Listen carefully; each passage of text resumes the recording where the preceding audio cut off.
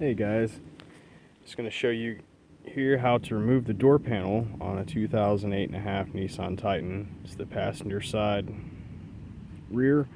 So what you want to do, and I'm sure some of you guys have already watched videos, the tools that you'll need are a flat blade, an 8mm socket, and a 10mm socket. The first thing I did is I came up here. You pop the switch out with the flat blade, remove that white connector. Oh, somebody already did that. How thoughtful. And then you remove this here, and that exposes 1 out of 2 of the 10mm bolts. They're in those holes. Really simple.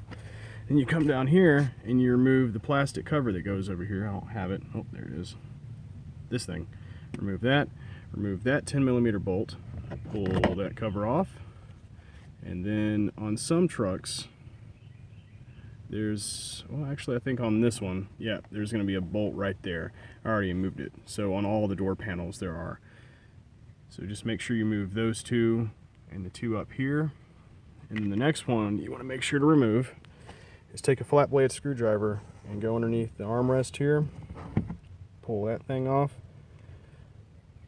And then it will expose a 10mm bolt right there.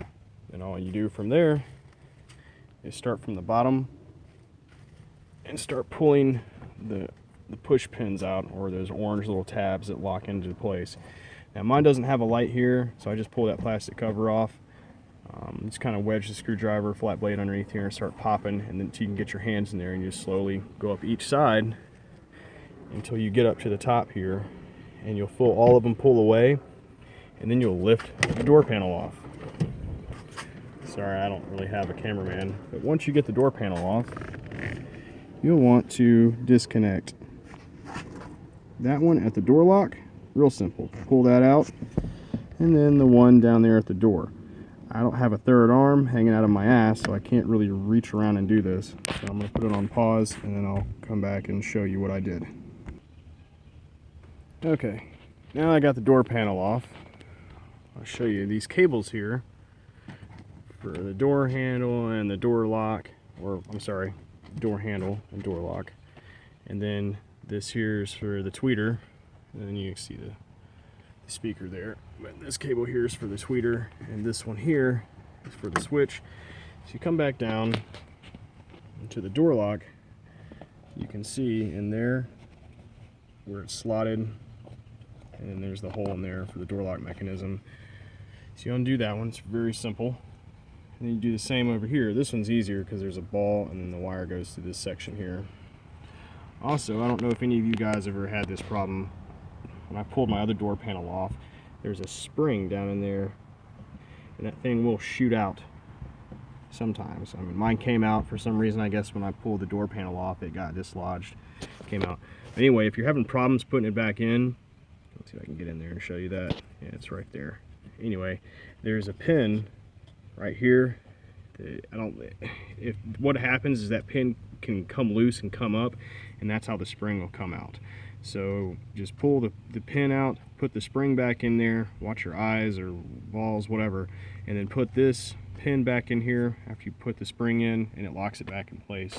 And you can see that's how that works. Cool, huh? Yeah.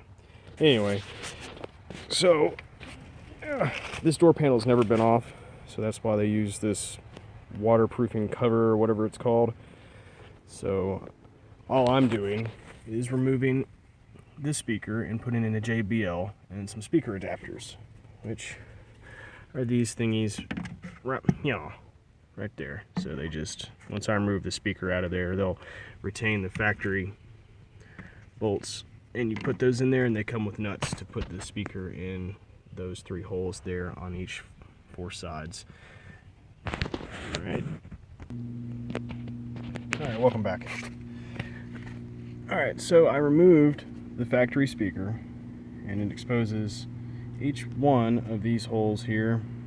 Up there, and there's the factory plug, and this is the speaker adapter. They go in the same spots, pretty much like that, and they use the same bolts here. So anyway, these are the JBLs, GTO 638s I'm putting in the rear. There's the factory crap, basically. They're getting old, worn out. Nissan, I mean, they do their job. It's nothing like the Rockford Fosgate system from the factory. So it was time to upgrade. I'm not running an amp or running any wiring to these speakers just yet because I don't want to, but I will. So here eventually, so I'll make another video. But anyway, I will put these in and kind of give you a step-by-step of how everything went through and show you how it all sounds, even though it's going to come through my phone. All right,